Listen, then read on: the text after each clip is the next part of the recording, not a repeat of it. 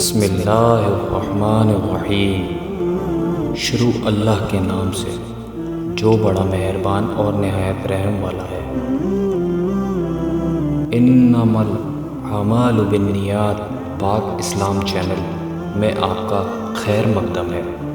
السلام علیکم ورحمۃ اللہ وبرکاتہ۔ آج کا ہمارا موضوع ہے دجال کا فتنہ۔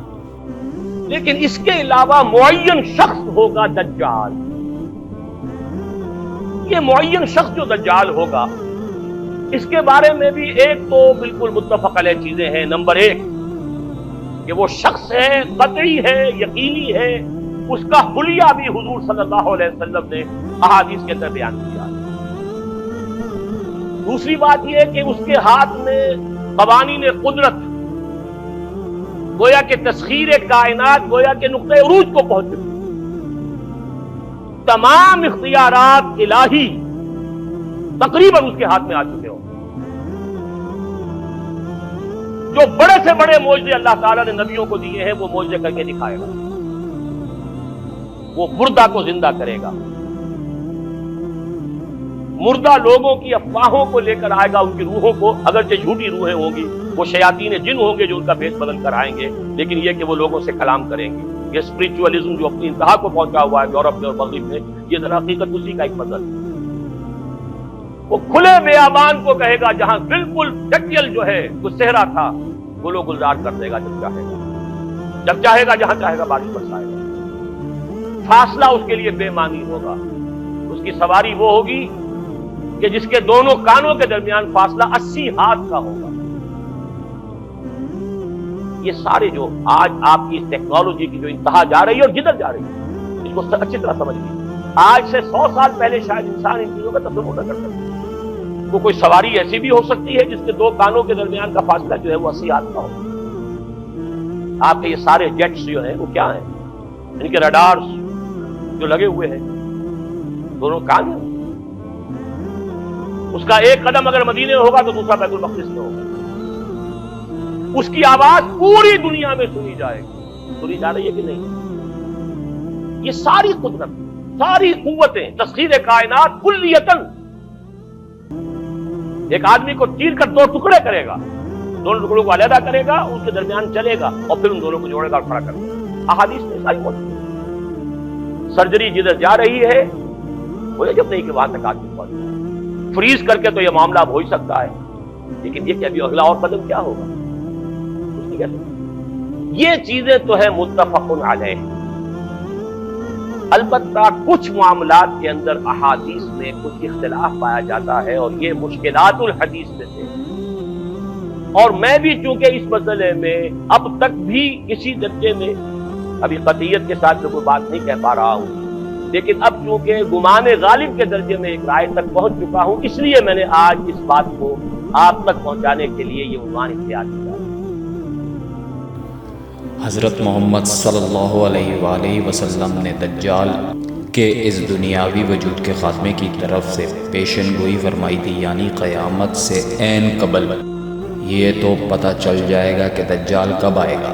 حضرت عمر رضی اللہ تعالی عنہ کے فرزند حسین ابن عمر سے ایک حدیث مروی ہے کہ میں نے رسول اللہ صلی اللہ علیہ وسلم کو یہ فرماتے ہوئے سنا ہے، حضرت آدم علیہ السلام کی پیدائش سے لے کر قیامت تک کوئی فتنہ، برائی، آزمائش دجال کے مقابلے میں کہیں زیادہ نہیں ہے۔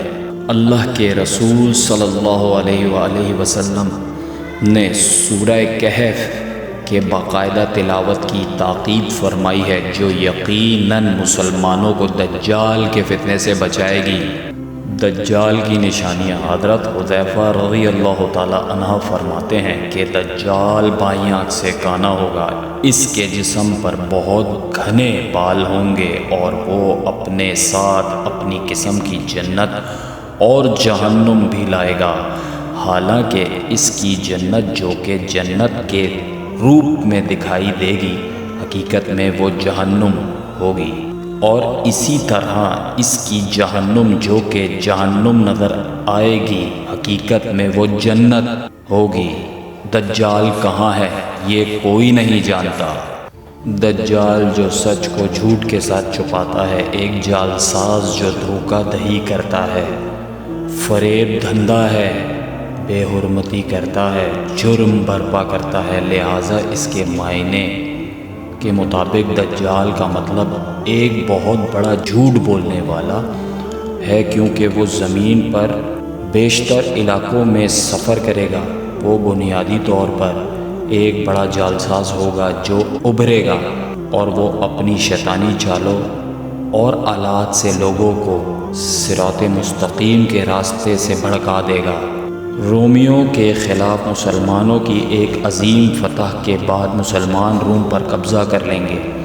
تب دجال جھوٹا مسیح نمودار ہوگا، اور اس کے پیروکاروں اور مومنین کے مابین 40 دن تک ایک اور بڑی جنگ شروع ہوگی، اختتام پذیر ہوگی، جب حضرت عیسیٰ علیہ السلام آئیں گے اور مسلمانوں کے ساتھ مل کر دجال کا قتل کر دیں گے۔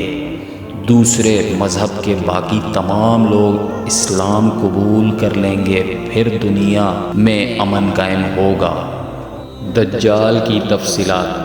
اگرچہ لفظ دجال جو عربی زبان سے نکلتا ہے، جس کے لفظی معنی دھوکہ دہی کے ہیں، لیکن دجال کو تفصیل سے بیان کیا گیا ہے مختلف احادیث میں۔ مثال کے طور پر امام بخاری اور امام مسلم میں، خاص طور پر ان کے حصوں میں جن کا تعلق آخری ایام سے ہے، دجال کا خاتمہ دنیا کے خاتمے سے قبل ہوگا۔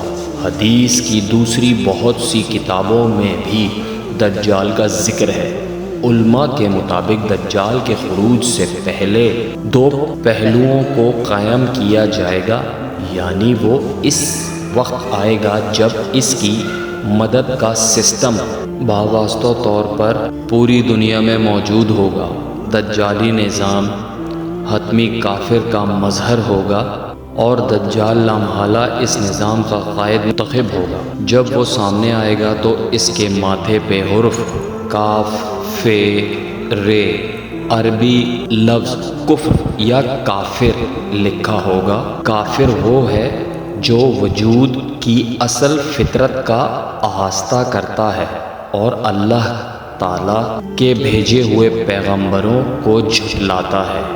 دجال کو حدیث کی روایت میں بیان کیا گیا ہے کہ دونوں اطراف آنکھیں ہوں گی اور دنیا میں بڑی بڑی منزل میں سفر کرے گا۔ روایت کے ذخیرے میں دجال کی دیگر وضاحتوں کے ساتھ ہمیں یہ بھی ملتا ہے، دجال ایک ہی وقت میں پوری دنیا میں سنا جا سکے گا۔ دجال جنت اور جہنم کی بات کرے گا، دراصل اس کی جنت جہنم ہوگی اور جہنم جنت ہوگی۔